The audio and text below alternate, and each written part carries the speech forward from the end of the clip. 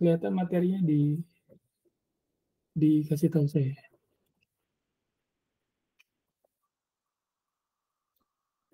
Oke, jadi hari ini kita masih membahas mekanika teknik. Mekanika teknik yang kemarin kan udah kita tahu bahwa mekanika teknik itu terbagi menjadi 3. Jadi ada yang mekanika tanah, mekanika hidrolik, dinamika. Dinamika itu biasanya ada 2 juga ya, yang statis sama yang dynamic. Nah, jadi kita coba masih yang membahas tentang mekanika tanah. Jadi seberapa perlu sih kita mempelajari mekanika teknik gitu ya dalam perancangan bangunan gitu ya. Maksud kita arsitek mempelajarinya sampai ke itu ya, ke dalam tanah segala macam gitu ya. Nah, ternyata memang disiplin arsitektur memang berbicara apa yang ada di atas tanah gitu ya. Nah, yang dirancang itu di atas tanah gitu ya.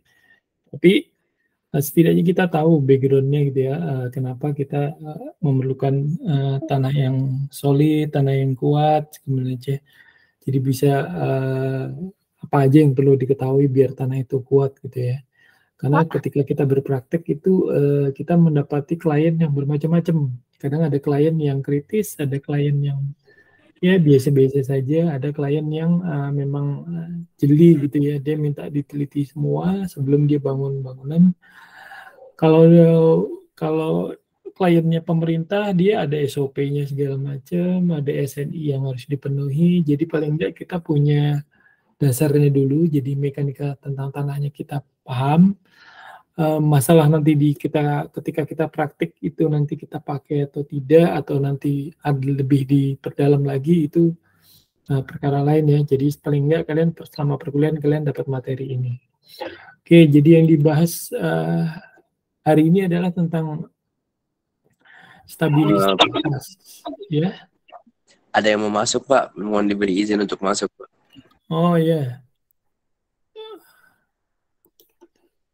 Oh iya, udah denger nih tadi saya.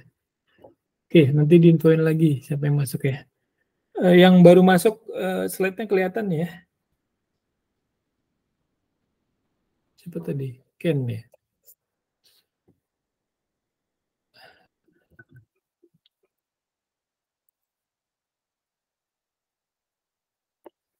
Oke, saya lanjutin ya. Jadi kita pelajari stabilisasi tanah. Jadi stabilisasi tanah dapat didefinisikan sebagai usaha untuk merubah atau memperbaiki sifat-sifat teknis tanah agar memenuhi persyaratan teknis tertentu gitu. Jadi kan kemarin kita tahu kalau tanah itu klasifikasinya beda-beda. Kalau di Wika itu banjir misalnya lembab, terus di MT Haryono yang bagian atas itu tanah liat segala macamnya. Jadi kita tahu kondisi di Balikpapan saja kontur tanah, stabilisasi tanah juga berbeda-beda gitu ya. Jadi makanya kita perlu mempelajari klasifikasinya, kemudian sekarang stabilisasi tanah. Nah ini kalau kita lihat gambar pernah gitu ya. Nah, kelihatannya tanahnya memang ini ya, maksudnya kalau lihat dari gambar itu kondisi tanahnya itu rata gitu ya. Tapi memang becek gitu ya karena dia tanah gitu ya. Ternyata itu ketika udah bangunan itu terbangun itu ada dampaknya gitu ya. Jadi seperti ini kan ada retak-retak seperti ini. Ini kalau dari perancangan awal arsitek nggak aware ya tentang kondisi tanahnya aslinya seperti apa, bentuknya seperti apa. Ini hal-hal seperti ini akan merugikan klien ya. Kalau kliennya yang kita desain, ternyata kita bikin desain standar aja biasa ngikutin budget misalnya gitu ya. Ternyata di sana kita nggak mempertimbangkan stabilitas dari tanah gitu ya. Jadi ini tanahnya biasa aja nih. Biasanya begini, pengaruh dari stabilitas tanah ini nggak hanya ini ya kualitas dari tanahnya ya. Bisa jadi dia di kanan kiri dari lahannya ini bisa jadi itu bisa misalnya lereng atau tanah terbuka yang luas. Nah itu bisa berpotensi untuk menarik ya dari struktur yang sudah ada itu bisa tertarik. Jadi potensi-potensi rusaknya dari bangunan ini akibat tanah juga besar gitu. Jadi ini pentingnya kita mengetahui stabilitas tanah. Kemudian kalau di daerah yang ini, yang curam gitu ya, maksudnya curam selain dia ada dari dampak dari gempa bumi. Kalau di daerah zona yang masuk gempa bumi kan ada peraturan SNI-nya juga, peraturan standar nasionalnya juga. Tapi kalau di kondisi seperti di Balikpapan, itu cukup banyak tuh di Balikpapan yang lokasi tanahnya atau lokasi bangunannya itu berada di daerah rawan longsor gitu ya. Jadi kalau kita perhatikan Pemkot itu punya peta namanya peta kelerengan dan peta zonasi bencana longsor itu ya. Jadi kalau mau sempat browsing-browsing tuh lihat itu ada peta longsor di Kota Balikpapan. Biasanya kalau di kawasan yang udah termasuk dalam peta longsor itu dikasih ini kayak reklame apa dari kayu gitu ya. Ini kawasan terdampak berpotensi longsor gitu ya. Tapi kalau masyarakatnya slow-slow aja, santai-santai saja ya plang itu ya tetap jadi plang biasa aja. Tapi kalau masyarakatnya itu aware ya, ternyata tempat yang saya dirikan bangunan ini ternyata berpotensi longsor gitu. Ada ancaman besar di baliknya itu gitu ya. Dan dia mungkin segera menjual tanahnya atau dia menghibahkan tanahnya terus dia pindah ya ke lokasi yang baru yang tidak dalam lokasi zona longsor. Ya, jadi selain hal-hal sepele seperti ini yang bisa membuat kerusakan dari perancangan bangunan kita, bisa juga yang skalanya besar gitu ya, jadi dari longsor segala macam. Sama kalau di ini ada foto lagi kalau di Balikpapan jalan ini ya, jalan Balikpapan Samarinda itu kan sering putus tuh kalau hujan. Nah, jadi terkadang arsitek juga harus memperkirakan ini ya, frekuensi iklim ya. Jadi kalau misalnya nanti di semester 2 dan 3 itu kalian mempelajari analisa tapak, di sana tuh dijabarin bagaimana iklim itu berpengaruh terhadap rancangan bangunan arsitek ya. Jadi bagaimana kalau ini dalam 10 tahun terakhir hujan di Balikpapan itu random gitu ya. Jadi tidak ada iklim terang yang dominan, apa kemarau yang dominan atau hujan yang dominan. Ternyata itu random, besok hujan, besok panas, besok hujan, besok panas. Itu tidak ada durasi bulannya gitu ya, atau musimnya gitu ya. Nah itu seharusnya itu berdampak pada perancangan bangunan dalam periode 10 tahun ke depan. Jadi misalnya sudah nggak ada tuh bangunan minimalis yang mengandalkan atap dak, terus dindingnya flat tanpa ada tempiasan segala macam, itu aturannya udah tidak muncul lagi ya karena kita tahu iklimnya udah berbeda gitu ya. Jadi rumah yang minimalis pasti berpotensi kerusakan dindingnya dalam setahun itu mungkin dia harus ngecat berapa kali. Ada juga yang pengaruh nggak pakai atap gitu ya, jadi dia cuma di dak. Nah itu pengaruhnya juga temperatur yang ada di dak itu akan turun ya, turun dan akan masuk ke dalam ruang yang ada di bawahnya segala macam. Itu harus dipikirin juga tuh saat arsitek. Jadi dia cuaca. Jadi misalnya kalau kita lihat ini, mungkin dalam perancangan awalnya jalan ini oke gitu ya, 20 tahun sebelumnya ini oke gitu ya, mas. Lereng yang ada di sini dianggap tidak bermasalah gitu ya. Ternyata pada 10 tahun terakhir dan menjelang sekarang atau mendekati periode sekarang, hujan itu menjadi random dan mitigasi yang udah dibuat oleh perancang selama kurun waktu sebelumnya ini udah nggak bisa lagi. Jadi cuaca ini udah nggak bisa diprediksi dan ketahanan dari desain kita atau rancangan konstruksi itu menjadi rentan gitu ya. Padahal ini udah ibaratnya udah diantisipasi gitu ya. Oke, kemudian bagaimana kalau bangunan ini ya? Ini ada kasus sama halnya seperti ini, tapi ini kan lahannya rata ya. Nah, kalau arsitek dapat lahan yang rata ini senangnya enggak senangnya biasa aja gitu ya. Tapi kalau arsitek dapat lahan yang gini, kontur gini, senangnya harusnya luar biasa nih. Jadi kalian bisa lebih atraktif gitu ya dalam desain. Tapi ada konsekuensinya. Konsekuensinya ya kalau di gambar ini ada potensi crack gitu ya. Ini ada potensi crack walaupun udah disediakan struktur, udah di cutting fill lahannya. Terus ada juga ini kawasan yang diberi ini ya urukan ya. Jadi karena lahan aslinya adalah ini, terus diuruk untuk mendapatkan pemadatan rata gitu ya, lahan yang rata. Akhirnya turun ya, turun settlement-nya turun ya. Nah, ini salah satu yang dikatakan ini ya stabilitas tanah ya. Jadi stabilitasnya turun, jadi akhirnya bangunan yang ada di atasnya mengalami crack gitu ya. Ini ada teorinya seperti inilah ya. Jadi ini ada yang ini ada tanah yang jenisnya soft clay foundation. Dan akhirnya soft clay foundation ini turun ya. Jadi dia udah diuruk setinggi ini, kemudian dia menyusut ya, turun ya, longsor gitu ya, mengerucut seperti ini. Ini biasanya tanah-tanah lunak ya. Jadi apakah semua tanah yang diuruk atau tanah yang digunakan untuk urukan pemadatan stabilitas tanah itu sama? Ya itu tergantung dari ini ya, lokasinya ya. Kalau di Jawa Tengah itu ada Gunung Merapi ya, jadi bisa pakai batuan hasil dari Gunung Merapi yang larut itu ya. Jadi tanahnya berbentuk kerikil-kerikil itu lumayan padat. Kalau di Balikpapan pemadatan tanah itu ini ya pakai tanah pasir kuning ya. Kalau jalan raya itu biasanya pakai latrit dulu. Latrit itu batu merah kecil-kecil tuh, banyak tuh di Sambuja.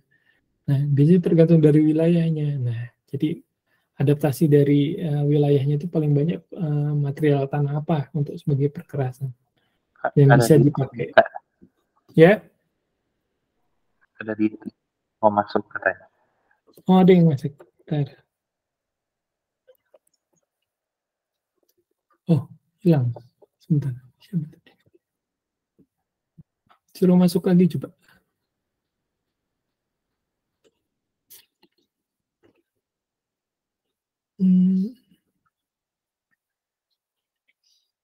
Katanya kok nggak muncul suaranya ya, suara nanti biasanya masuk ada suaranya.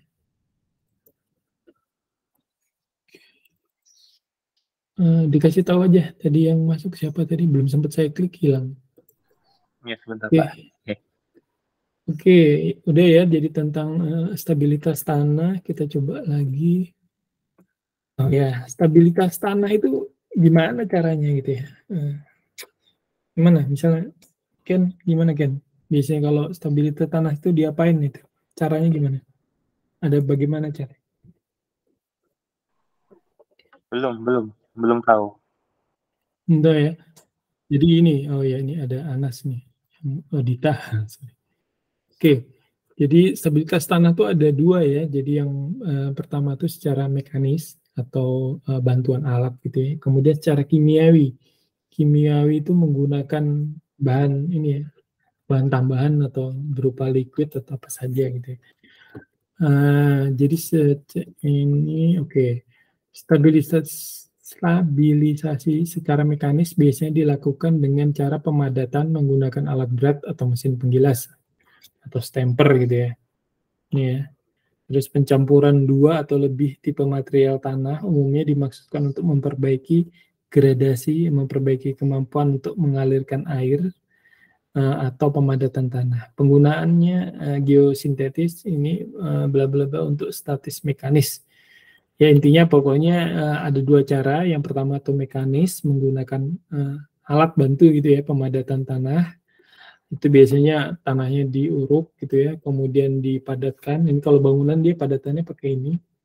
Kalau jalan raya itu kan pakai alat penggilas ya, alat berat penggilas. Nah itu yang untuk secara mekanisnya. Jadi bayangannya gitu, kalau mekanis dia pakai alat.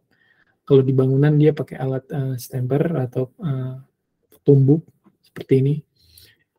Jadi itu semua yang di dalam sebelum material bangunan lantai dasar itu biasanya di stamper semua ya, ditumbuk. Kemudian kalau yang kimia itu menggunakan bahan tambahan, berarti dia sambungnya adalah dilakukan dengan bahan kimia seperti semen ya, terus kapur, abu terbang, aspal. Ini ada contohnya gitu ya. Ini kalau ini disuntik ya, suntik pakai liquid ya. Jadi kalau nggak salah ini semen deh. Jadi dia lahan-lahan ini dikasih di titik-titik tertentu tuh disuntik ya untuk pemadatannya. Kalau lihat ini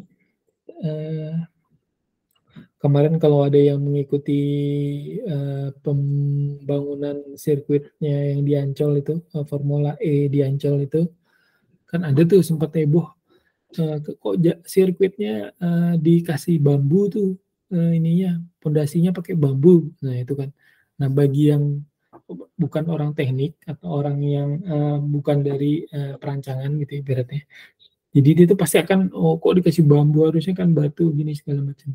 Ternyata secara teori itu benar pakai bambu. Karena di sana kan rawa ya, tanah yang di Ancol itu rawa, kemudian basah, kemudian jadi tanah basah itu kalau dikasih batu-batu koral tuh koralnya akan tenggelam, ditaruh tenggelam gitu ya. Jadi dari segi teknisnya mereka membuat bambu itu ditancepin dulu, ditancepin dengan jarak yang rapat-rapat gitu ya. Jadi tanah itu juga terserap oleh bambunya itu juga, dan tanah yang gembur itu jadi ini ya, padat ya. Memang padatnya nggak seperti untuk konstruksi bangunan ini, tapi kan setidaknya yang dilintasi oleh mobil ini, untuk mobil yang balap itu akan menjadi padat dengan adanya bambu itu. Jadi ditaruh seperti pasak juga, vertikal gitu ya, di banyak area gitu ya, di sepanjang dari jalurnya itu. Jadi metodenya macam-macam. Kadang metode konvensional gitu juga ini ya, menjadi solusi ya, selain sistem dikuras atau lahannya dipadatin dengan dikuras segala macam. Oke. Stabilisasi terdiri dari salah satu tindakan ini ya, jadi menambahkan kerapatan tanah, terus menambah material yang tidak aktif sehingga mempertinggi kohesi, dan atau tanah geser yang timbul ya. Kohesi juga tanah geser ya, ke gesekan tanah ya. Kemudian menambah material untuk menyebabkan perubahan kimiawi dan fisis dari material tanah. Kemudian merendahkan muka air atau drainase tanah. Jadi misalnya tanahnya itu sawah, kalau di Jawa itu banyak sawah yang dialihfungsikan jadi ini ya, jadi tegalan atau ini ya, bangunan gitu ya untuk permukiman. Nah itu kalau sekarang ada sih peraturannya, tidak boleh sawah itu serta-merta menjadi dialihfungsikan menjadi permukiman, karena di situ ada sistem irigasi ya. Tapi dulu itu di sawah itu dipadatin, terus dikuras hingga airnya itu turun ya. Jadi ini metodenya ini ya. Sawah itu bertahun-tahun basah gitu ya. Dikasih air terus irigasi terus ya. Itu tanah itu basah. Jadi dibangun bangunan setinggi apa pas dia akan turun gitu ya. Jadi ini fungsinya merendahkan muka air. Jadi air yang ada di permukaan itu diturunkan sejauh mungkin dengan cara dikuras. Gitu ya. Jadi seperti dibikin kolam terus dikuras terus airnya gitu ya. Ini yang dimaksud dengan merendahkan muka air tanah. Kemudian ada menggantikan tanah yang buruk. Jadi ada tanah yang misalnya di Samboja tanahnya itu pasir semua gitu. Kalau kita mau bangun kan tanahnya pasir, rusak tuh. Bisa jadi diuruk, diganti tanah-tanah yang lainnya gitu ya. Kemudian ini ada menurut Bowles dan Heining tahun 1986, satu tanah yang terdapat di lapangan bersifat sangat lepas atau sangat mudah tertekan, atau apabila ia mempunyai indeks konsistensi yang tidak sesuai, mempunyai permeabilitas yang terlalu tinggi, atau mempunyai sifat lain yang tidak diinginkan sehingga tidak sesuai dengan suatu proyek gitu ya. Ya memang secara teori misalnya kita membangun di tanah lapang gitu ya. Nah, misalnya ini tanah lapang merdeka lah contohnya gitu ya. Kita bangun bangunan di tengahnya gitu ya, satu gitu. Pasti itu ini ya, tanah yang kita tekan di situ tuh pasti akan ada ini ya, perbedaan tekan, terus gesek atau apa segala macamnya. Jadi itu bisa jadi tanah yang kita berada di tengah itu, misalnya di tengah gitu, akan berpotensi geser ya, gerak ya. Ini kita gimana yang jelasinnya? Oh nih. Jadi ini contohnya pondasi, gini aja deh. Jadi pondasi itu ada elevasi yang berbeda. Ini lebih rendah, ini tanah aslinya. Kemudian ini tanah yang baru. Jadi itu tanah yang lama dengan tanah yang baru sebagai ini bantalan dari lantai itu berbeda ya tingginya. Jadi elevasinya beda. Tujuannya apa? Kira-kira? Kenapa kok dibikin beda itu? Ada yang bisa jawab?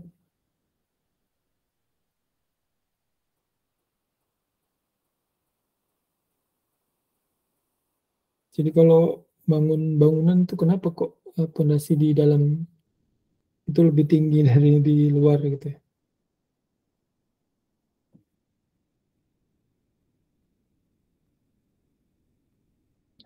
Ini ya, jadi jawabannya ini kenapa ini perlu ditinggikan? Misalnya kalau kita secara ini aja deh logika, ketika ada pergesekan tanah, pergerakan tanah, pasti yang tinggi ini keluar gitu ya. Yang nggak mungkin yang dalam ini masuk ke yang tinggi gitu ya. Itu yang pertama. Terus tujuannya adalah untuk menghindari ini ya penurunan dari pondasi ini. Jadi struktur yang di atas ini kan yang ada di sini kan pasti urukan, maksudnya itu dia bukan tanah asli ya. Jadi itu pasti rentan untuk geser. Nah jadi hal-hal ini yang ini tanah urukan ini, jadi itu lebih tinggi daripada yang sebelahnya. Ada teori juga kalau posisinya lebih tinggi ketika ini hujan deras gitu ya. Ini kan basah gitu ya. Tanah ini basah turun sampai level ini basahnya gitu. Nah, ketika ada pondasi ini di sekelilingnya ini ada pondasi, airnya kan bisa saja masuk ke sini ya, antara celah-celah ini. Gitu ya. Dan tinggi air pasti akan sama gitu ya dengan di luar gitu ya. Otomatis lantai kita tetap kering ya. Itu teknis-teknis dari ini ya bangunan ya biasanya gitu ya. Tapi dalam klasifikasi tanah ini tujuannya untuk menghindari ini ya tekanan-tekanan yang berbeda pada tanah ya. Tekanan di sini sama di sini tentu berbeda gitu ya. Jadi ditinggiin untuk mengantisipasi perbedaan yang ada itu. Oke, ada yang mau tanya mungkin sebelum saya lanjut nih, banyak nih materinya. Ajan jam berapa di ini di Balikpapan?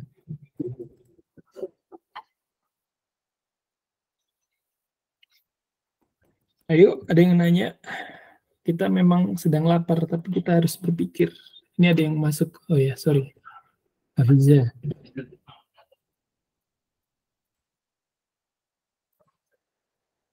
Ayo. Kalau pemadatannya pakai mekanis itu sama ngasih Gimana, Ken? kalau tumpukan tanahnya mekanis sama nambahin material itu lebih tahan yang mana ya Pak ya? Oh, yang mekanis sama yang kimia gitu ya? Kalau mekanis kan misalnya kita stemper sudah padat, bisa turun lagi nggak itu ya? Kalau itu kan sebenarnya ada antisipasinya kan. Jadi misalnya 1,5 kali dari kekuatan tanah sekitarnya misalnya gitu ya. Jadi misalnya kita ngedesain dipakai mekanis, jadi tanah di sekitarnya itu kekuatannya berapa gitu ya. Terus yang kita kasih bantalan itu 1,5 kali lebih kuat dari yang tidak dikasih stemper segala macam gitu ya. Jadi tanah itu sebenarnya secara teori dia lebih kuat gitu ya. Penggunaannya sama misalnya gitu ya. Tapi kalau misalnya itu sebagai bantalan dari jalan raya pasti kan mengikuti SNI yang lebih kuat gitu ya. Tapi kalau dia secara biasa saja tanah yang tidak dipadatin sama yang dipadatin pakai stemper pasti lebih padat dari yang stemper 1,5 kali. Biasanya seperti itu. Misalnya dalam bangunan yang seperti ini pasti lebih padat daripada yang di luar karena di luar dibiarin saja terus yang di dalam ini dipadatin. Jadi ketika kita bikin lantai, misalnya bikin lantai keramik gitu ya, di tanah yang seperti ini sama yang di sini, pasti yang mudah retak yang di sebelah sini. Walaupun metodenya sama, tanpa distemper misalnya gitu. Kalau di Balikpapan tanahnya udah cukup keras ya, kayak ada yang di rumah saya di Pinggan itu ini batu bara. Jadi tanahnya itu ada kandungan batu baranya, itu sudah nggak bakal geser tuh, walaupun di atas gunung.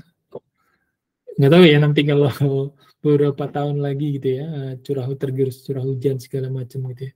Tapi selama ini udah 10 tahun, posisinya sebenarnya di atas gunung, itu cuman dilakukan pemadatan seperti ini, itu udah cukup gitu ya. Karena tanah aslinya itu, tanah yang di cutting fill itu tanah asli yang ada campuran batu baranya segala macam. Ya, gimana Ken? Oke Pak, berarti kalau tanahnya jelek, contohnya proyek land clearing itu kan pernah di stemper, tapi tanahnya itu tanah yang kalau kena air itu langsung banyak gitu loh Pak. Iya, Harus itu iya. harus ditumpuk tanah lagi kali Pak ya. Biasanya kan kondisi tanahnya itu menyesuaikan ini ya. Jadi misalnya kita uh, pakai secara mekanis nggak bisa gitu ya. Berarti secara kimia deh. Kadang kan ada orang yang misalnya pengalaman untuk jenis tanah yang seperti itu, ketika pakai mekanis sama seperti yang saya ceritain tadi yang di sirkuitnya ini, sirkuitnya Formula E itu, dia udah dicoba berapa kali itu tanahnya tetap becek gitu kan, becek becek becek terus. Nah akhirnya dia pakai bambu tadi saya bilang, jadi dia pakai bambu disuntikin kayak biopori gitu, dibikin suntik rapat gitu untuk bantalan jalannya. Ternyata dengan metode seperti itu baru bisa kering gitu ya, tanahnya bisa jadi padat seperti itu. Nah jadi kondisi tanah, stabilitas tanah itu beda-beda. Jadi tapi secara teori ada yang bisa secara mekanis dipadatin menggunakan alat, ada yang secara kimia. Nah kalau yang dipadatin pakai bambu itu masuknya di mana gitu? Itu secara mekanis tapi dengan ini ya, dengan material bukan tanah ya, maksudnya itu dia tidak memperbaiki permukaan tanahnya dengan tanah, tapi dia dengan bambu gitu ya, dipadatin dengan bambu, karena bambu dinilai lebih bisa menerima, bisa menyerap airnya ya, bisa mengurangi airnya. Oke, ini kita lanjutin ke uji pemadatan tanah ya. Ini sebenarnya ada ya namanya protokol standar yang dipakai untuk menguji pemadatan tanah gitu ya, yang biasanya dipakai untuk menguji gitu ya. Kita tonton dulu deh ininya, videonya.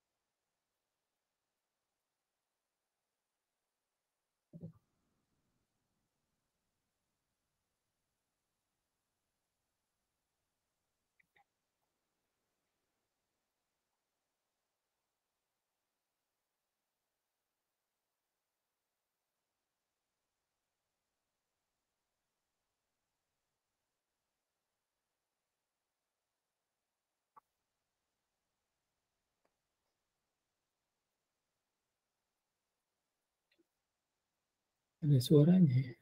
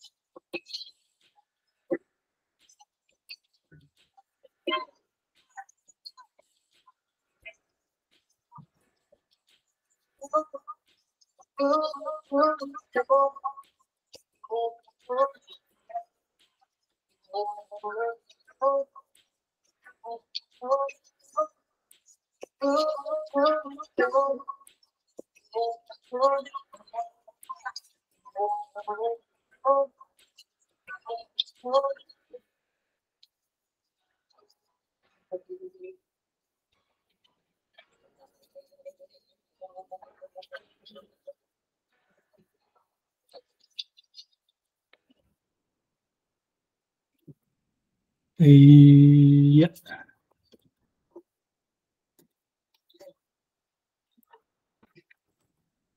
Oke, itu tadi ini ya, uji pemadatan tanah ya. Yang bisa dipakai adalah protokol standar ya. Pemadatan tanah itu secara teori adalah sebuah usaha untuk mempertinggi kerapatan tanah dengan pemakaian energi mekanis untuk menghasilkan pemapatan partikel tanahnya ya. Apabila tanah yang ada di lapangan membutuhkan perbaikan agar dapat mendukung bangunan di atasnya atau tanah yang digunakan sebagai bahan timbunan. Jadi pemadatan itu perlu ya untuk dilakukan gitu ya. Tujuan dari pemadatan ini apa ya? Mempertinggi kuat geser tanah, mengurangi sifat mudah mampat ya, terus mengurangi permeabilitas, mengurangi perubahan volume apabila perubahan kadar air. Ya. Biasanya gini, ketika tanah yang basah gitu ya, ketika dipadatin itu akan menyusut ya. Jadi partikel tanahnya tuh hanya sedikit, yang banyak itu air gitu ya. Jadi ketika kita melakukan pengurukan, makanya itu ada istilahnya kalau mau diuruk gitu ya, bisa menguruk bangunan atau perkerasan di dalam rumah gitu ya, itu harus nunggu hujan gitu ya, atau enggak ya siap-siapin air gitu ya, yang banyak gitu ya. Jadi ketika tanah itu diuruk, dipadatinnya dengan air gitu ya, jadi dibasahin seperti kolam gitu, sehari 2 hari, nanti ditumbuk gitu ya, terus dipadatin lagi pakai air gitu ya, makanya untuk mendapatkan level padat tertinggi, misalnya dari ini, jadi ini setelah diuruk itu nanti dibiarkan dulu ya air hujan itu sampai basah gitu ya, ditunggulah sampai hujan gitu ya. Kalau nggak hujan ya berarti harus pakai air ya, air dari sumur gitu ya. Jadi ini harus dipadetin, terus dibiarkan lagi kena hujan terus ya sampai padat, terus nanti dipadetin lagi. Jadi ketika kita udah padatnya sampai level berapa, misalnya padatnya udah nyampe titik yang kita inginkan, misalnya ini padatnya di sini gitu ya, udah padat nih. Jadi ketika udah ngasih ini urukan baru lagi untuk semenisasi sampai keramik, kita nggak takut lantai kita ini kosong gitu ya. Nanti kalau dia masih kosong, nanti ketika ditimbun ini dipasang ke semen rabat dan keramik, nanti akan turun dia. Nah itu yang biasanya banyak keramik itu pecah atau keramik itu retak ya, lantai itu ya. Karena ini tanah yang diuruk ini belum padat 100% atau 90%, tapi udah cepet-cepet dibangun untuk di semen dipasang keramik. Nah biasanya itu, jadi triknya ya harus dipadatin dulu, ditumbuk juga, disamper juga biar dapat titik padatnya tanah itu paling tinggi ya. Oke, Oke, ini tadi ya uji protokol standar tadi alatnya ini. Jadi ya tanahnya ditaruh, terus ditumbuk ya, sampai titik tertentu. Coba kita baca teorinya. Tujuannya dapat tercapai dengan cara pemilihan bahan timbunan, cara pemadatan, pemilihan mesin pemadatan, dan jumlah lintasan yang sesuai. Apabila tanah lempung dipadatkan dengan cara yang benar, maka dapat memberikan kuat geser yang tinggi. Sedangkan stabilitasnya terhadap sifat kembung atau mengembung itu ya, ada udara ya berarti gitu. Tergantung jadi jenis kandungan mineralnya. Ternyata jadi mineral tanahnya juga berpengaruh ya. Jadi tanah yang digunakan untuk timbunan juga berpengaruh ya, karena kan berbeda ya dengan material tanah yang ada. Kemudian kepadatan dipengaruhi oleh beberapa faktor, yaitu adalah usaha pemadatan.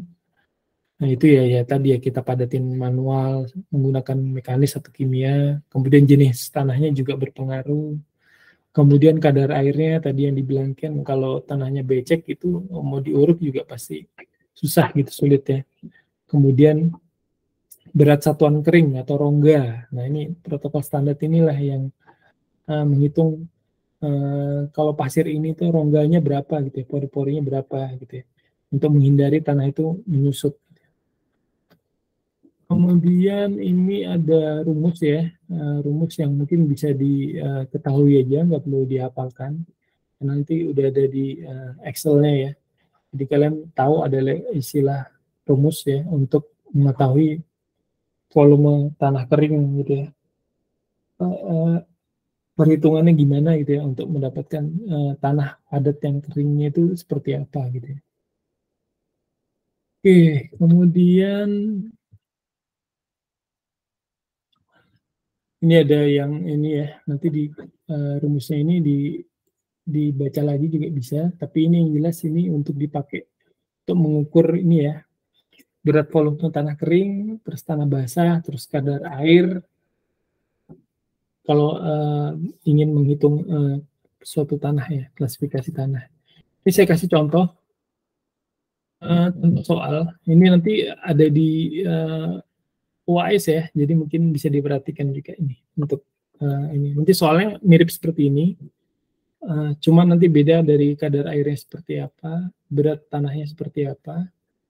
Nanti pertanyaannya juga mirip, mungkin volume tabungnya yang berbeda, yang ditanyain juga sama, cuman presentasinya ini yang beda. Oke, jadi ini jadi ada uji standar protokol, jadi ada 4 uji terhadap suatu tanah ya.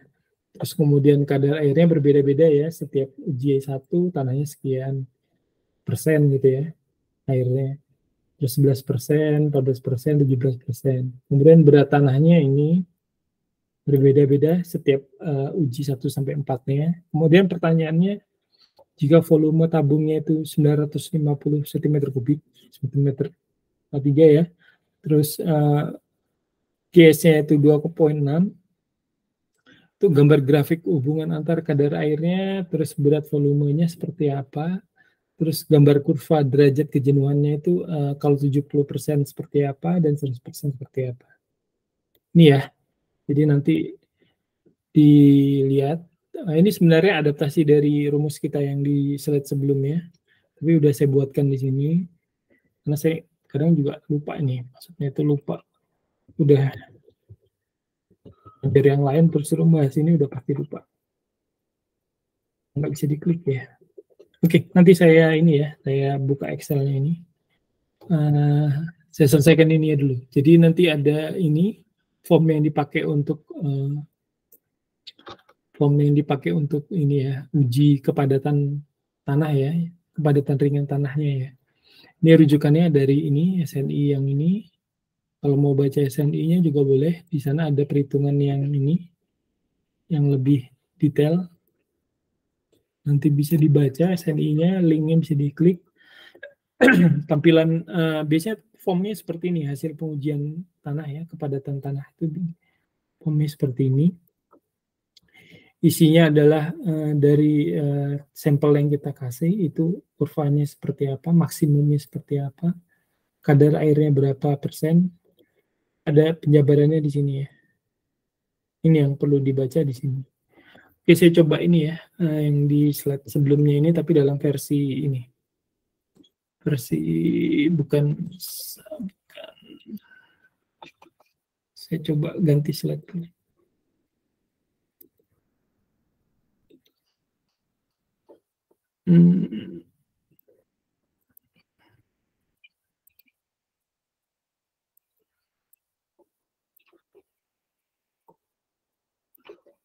Kelihatan ya?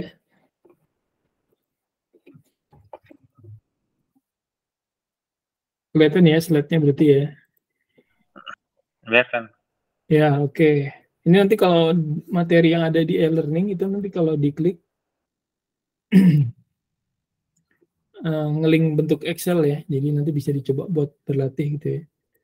Ini juga adaptasi dari ini, adaptasi dari rumus-rumus ini. Saya buatkan Excel ini. Oke, ini ya. Jadi nanti tinggal dimasukkan saja nih. Apa nih namanya? Uji 1, kadar air uji 1-nya di astagfirullah. Jadi uji 1 dimasukkan ke dalam tabel gitu ya. Nah, dalam uji 1 terus nilai berat tanahnya juga dimasukin. Uji 2 juga dimasukin saja. Uji 3 selanjutnya sampai uji 4 gitu ya.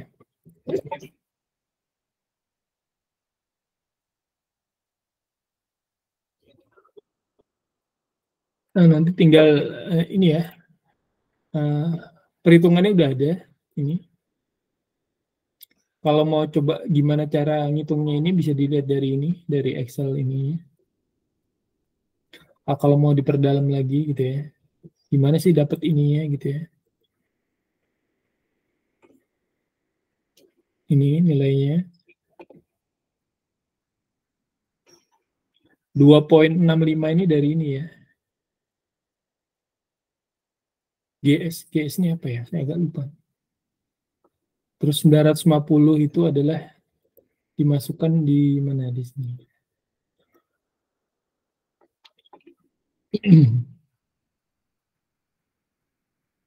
Nih, dari ini ya.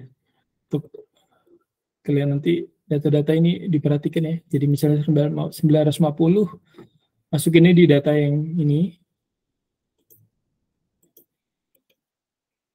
Kemudian untuk yang ini nggak ada, ini nggak ada kita masukin. Ini otomatis saja. Terus yang data GS-nya dimasukkan di sini.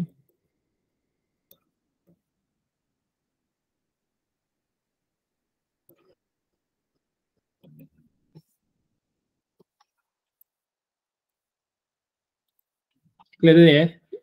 Jadi nanti datanya dimasukin. Ini tabelnya ini bersifat ini ya, otomatis ya. Nanti ketika variabelnya dimasukin semua, terus datanya diinput juga, berapa volumenya dari tabungnya. Tabung itu kan yang maksudnya dari tabung ini adalah ini ya, tabung dari ini ya. Bisa jadi nanti tabung yang saya kasih 800 atau 500 ya, lebih kecil dari itu. Kalau yang 900 lebih besar. Nanti untuk mengerjakannya seperti itu, jadi diperhatikan ya, indikatornya dimasukkan ke sini. Kemudian volume tabungnya dicek dari soalnya seperti apa, kemudian GS-nya ini berapa, 2,65, nanti dimasukkan ke dalam tabel Excel-nya, 2,65. Iya, 2,65 ini nanti diganti, ini diganti.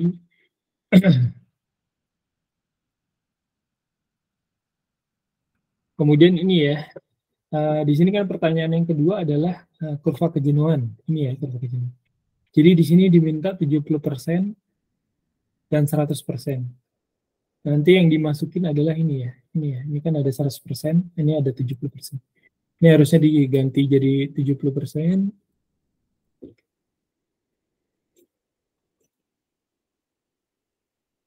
Ini 0,8-nya diganti 7. 0,7. Semua juga diganti 0,7. 7 itu maksudnya 0,8 diganti 0,7 semua ya. Kemudian ini 100% di sini.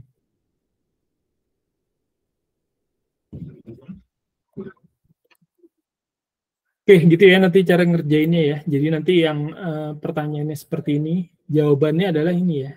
Ini aja nanti jawabannya di screenshot, dijawab di ini, di lembar jawaban biasanya gitu. Jadi bisa kebaca kurvanya seperti ini. Dan titik maksimalnya bisa, titik maksimalnya berarti ada di sini. Ini ada 2 titik maksimal ketika basah, ini ketika kering, ini ketika basah, titik simpulnya di sini. Oke, nanti bisa dipelajari, dibaca lagi, dan ini ada rekamannya ya, nanti bisa kalau pas nanti mau ujian semester nanti bisa diputar lagi, ada linknya di e-learning untuk mengingat lagi gimana cara ngerjain. Oke, diskusi dulu, ada yang mau ditanyakan?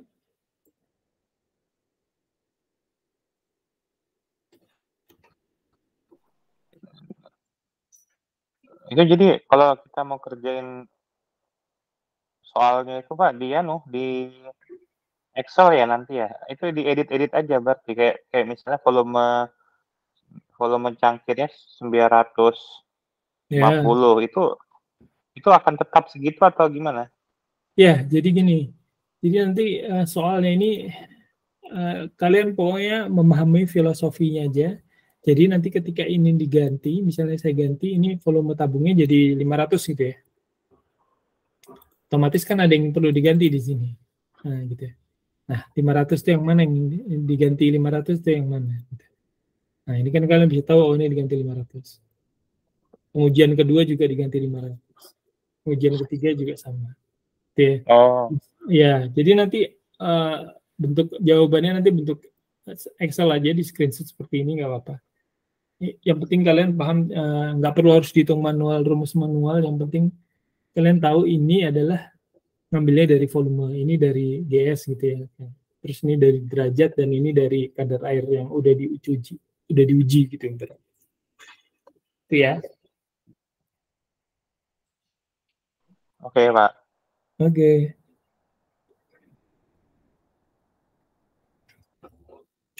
Ada lagi?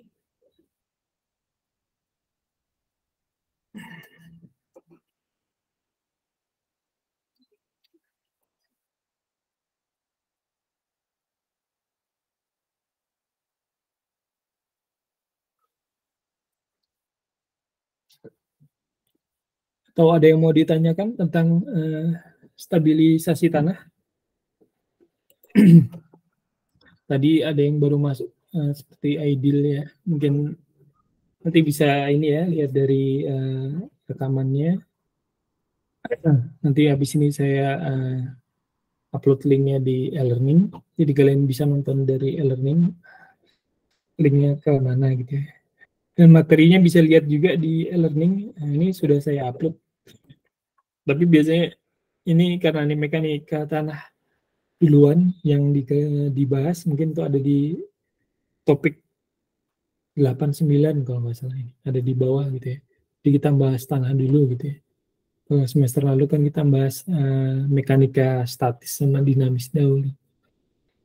Oke, kalau nggak ada pertanyaan, ini saya tutup nih kuliahnya untuk siap-siap buka puasa nih kalian. Siap. Ya, oke ya. Kalau nggak ada yang bertanya, saya ucapkan selamat Ramadan ya, menjalankan ibadah Ramadan. Yang lemes-lemes ya dijalani aja. Jadi kalau kok bisa kuliahnya ya, yang penting hadir aja, yang penting dipahami. Kalau syukur-syukur mau diskusi juga boleh gitu ya. Siapa tahu dengan diskusi tiba-tiba udah buka puasa gitu ya. Oke. Oke, gitu aja dari kuliah dari saya. Saya tutup perkuliahan hari ini. Assalamualaikum warahmatullahi wabarakatuh. Selamat sore ya. Selamat sore. Selamat sore Pak, terima kasih.